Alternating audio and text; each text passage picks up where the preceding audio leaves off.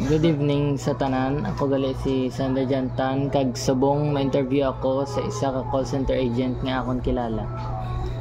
So, what's your name? I'm Steffi Dondon, Age? 29 years old. Gaano ka nakadugay nag-obra sa BPO? Manog 1 year pa lang. Kamusta ka bilang isa ka call center agent? Siyempre, kapoy kag lutoy. Ano ang mga preparasyon mo sa imo self bago ka magadto sa imo duty? So, dapat, bago ka magkadto sa imong duty, dapat active imo nga lawas. Hindi ka dapat maluya. Dayon, dapat hindi ka man gutom. So, kung imo pamatyagan nga do hindi pa ready imo nga lawas mag-serve or maghatag sa customer service, hindi ka pa ready mag-duty. Mga pila ka hours sa kadlaw imo duty? Almost 12 hours a day. Nga gusto mo mag-obra sa BPO? Sa una, for cloud chaser lang, kaya ba nila dako ko no sweldo. Pero sang nagdugay naman ko do na learn ko naman nga i-love ang ini nga job. First job mo ng BPO? Yes, first job. Para sa imo, ano ang dapat nga karakter sang isa ka call center agent? Dapat may presence of mind, active, kag syempre jolly and cheerful dapat always. Paano mo ginahandle ang mga customer mo nga kung akig sila? Syempre, kung akig ang imo nga customer, so dapat ikaw mapadalom ka man sa imo nga attitude. So, kung akig na imo customer, hindi mo dapat ng i-level nga dapat akig ka man in response. So, dapat you treat your customers with respect. Gigamit ka mo script sa BPO? Sometimes oo, sometimes wala man. Ano ang kinahanglan ang kinalain sang voice kag non-voice? Ang voice, amo na siya ang mga call center agent nga nag-handle sa customer interactions through phone calls, kag sila ang nag-troubleshoot sa mga issues kag nag-process sa mga orders.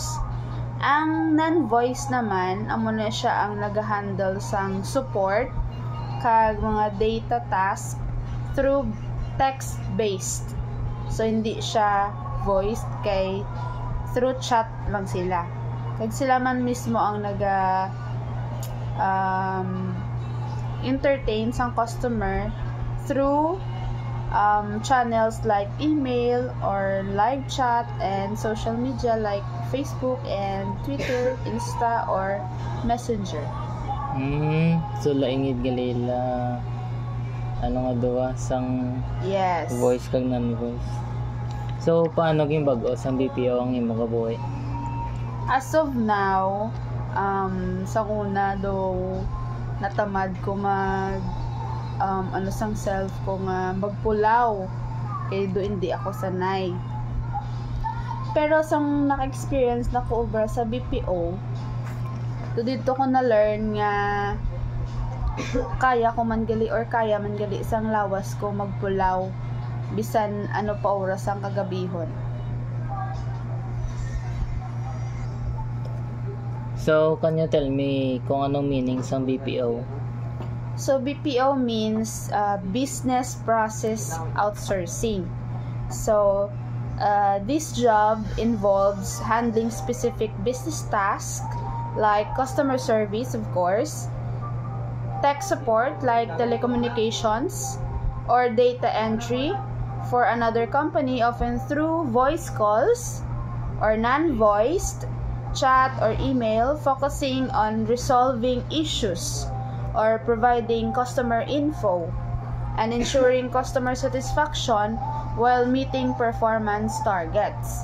So sila ginaang nag-assist sa aton nga mga customer nga para maging maligwa kag maayo ang ilang kabaton nga services sa aton nga mga technologies. Ano nga mga skills na kinahanglan kung mag-obra ka sa BPO? So in BPO, dapat you have a strong communication. You know how to problem solving. You know how to adapt or adaptability. And of course, you know how to be technical proficiency, like you know how to use computer or know how to enter text or make word or any information technology role dapat balaan mo na as a BPO agent. So do ka budlagid gali maging isa ka call center agent? Yes, very kabudlagid. Pero kung maka-adjust na yung lawas all throughout, mabalance mo man ang imong time, of course, kag ang imong self nga preparation. Di ba IT ka? Yes.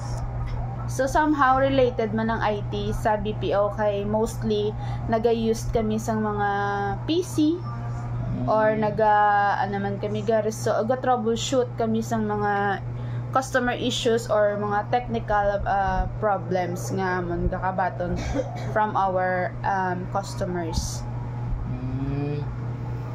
Ay, sige. Dire matapos ang aton nga interview. Thank you gid sa pagsabat sa akon mga pamangkot. Thank you man for giving me an opportunity.